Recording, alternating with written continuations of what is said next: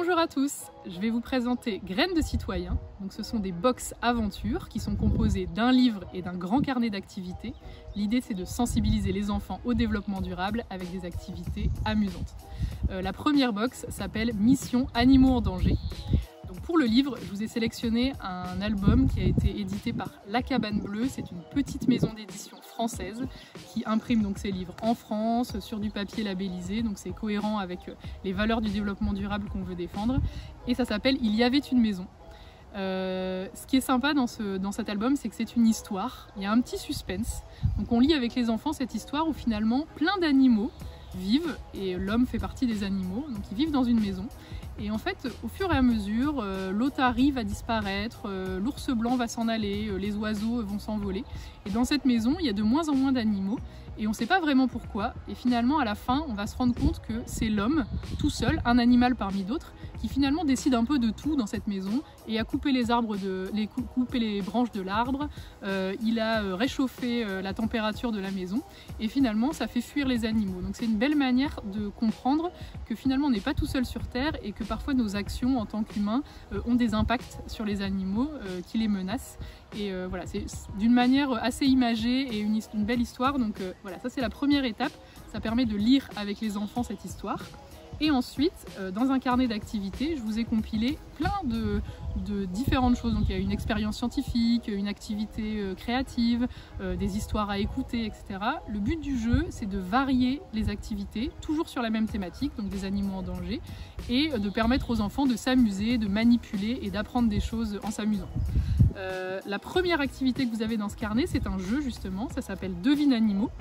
Et le but du jeu, c'est avec des petites cartes qu'on peut découper, de faire deviner aux enfants, aux adultes qui sont face à nous, des animaux grâce à des petits indices, je suis jaune, je vole, j'ai 4 pattes, etc.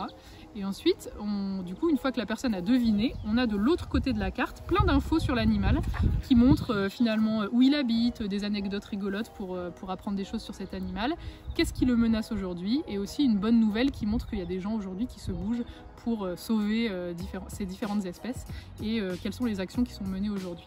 Donc voilà, c'est une manière de jouer. Ça peut être joué en 2 personnes face à face avec les cartes. Ça peut aussi être joué en grand groupe avec une personne qui fait deviner au grand groupe et c'est le premier qui devine l'animal. Donc il y a plein de façons d'animer ça, je vous fais confiance. On a des super bons retours sur ce petit jeu Devine Animaux. La deuxième expérience, c'est la rencontre. Du coup, à chaque fois, je vais à la rencontre d'une personnalité qui s'engage sur le terrain. Donc sur les animaux en danger, on est parti à la rencontre d'Amandine Renaud. C'est une Française qui est partie au Congo pour sauver les grands singes. Elle a monté un campement au milieu de la forêt et elle récupère des singes qui ont été blessés par le braconnage notamment. Elle les soigne et l'idée c'est de les réhabiliter pour qu'ils puissent vivre leur vie dans la forêt.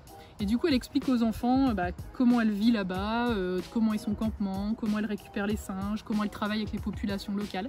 Donc tout ça on peut l'expliquer aux enfants. Et ensuite on a une petite vidéo où Amandine parle aux enfants, répond à leurs questions. Et donc ça c'est hyper chouette parce que ça permet après une séquence où on a appris des choses, d'avoir un contact réel avec Amandine via la vidéo. Voilà, extrêmement chouette. Ça peut être aussi une séquence plus ou moins longue à animer avec les enfants. Troisième activité, c'est le podcast. Donc c'est une histoire audio, donc là c'est quelques minutes, sur la thématique des abeilles.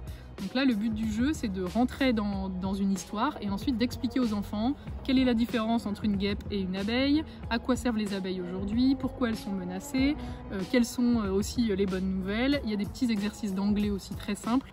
Voilà, ça permet de parler de cette thématique de manière originale avec justement cette histoire audio à écouter en introduction.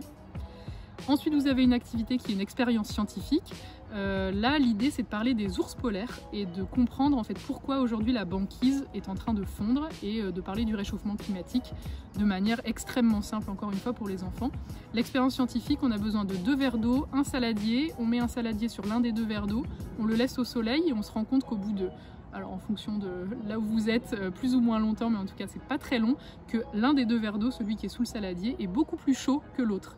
Et finalement ça permet d'expliquer que ce saladier c'est un peu comme nous l'atmosphère, ça joue un effet un peu comme l'effet de serre, et que finalement la chaleur elle est maintenue à l'intérieur. Donc après vous avez plein de petits schémas, des petites infos, des petits chiffres clés qui permettent d'expliquer aux enfants que ce qu'ils ont vu et manipulé, c'est ce qui se passe aujourd'hui sur notre Terre avec le réchauffement climatique, et il y a plein d'infos sur les ours polaires derrière pour pouvoir expliquer aujourd'hui quelle est leur condition.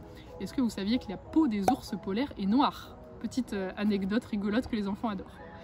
Il y a une autre activité, c'est un blind test. Donc là vous lancez, il y a un petit lien, vous lancez, vous avez des cris d'animaux, le premier qui devine de quel animal il s'agit a gagné. Il y a des propositions, donc ça c'est extrêmement ludique et sympa, les enfants adorent. Après vous avez une activité pour le coup qui est un atelier créatif qui peut aussi être un peu plus long, avec plein de propositions de manipulation et de création d'animaux avec des techniques de récupération.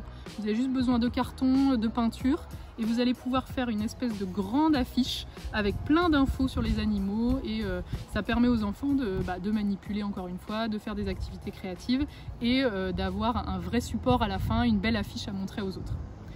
Et enfin, vous avez les défis. Donc dans chaque carnet, vous avez 10 défis concrets que les enfants peuvent relever, qui permettent d'agir concrètement sur l'écologie et pour avoir une action sur l'environnement. À la fin, ils ont un petit diplôme, il y a des petits quiz, et voilà. Du coup, vous avez un peu le panel de différentes activités que vous allez pouvoir faire avec les enfants sur cette thématique Mission Animaux en danger. À bientôt!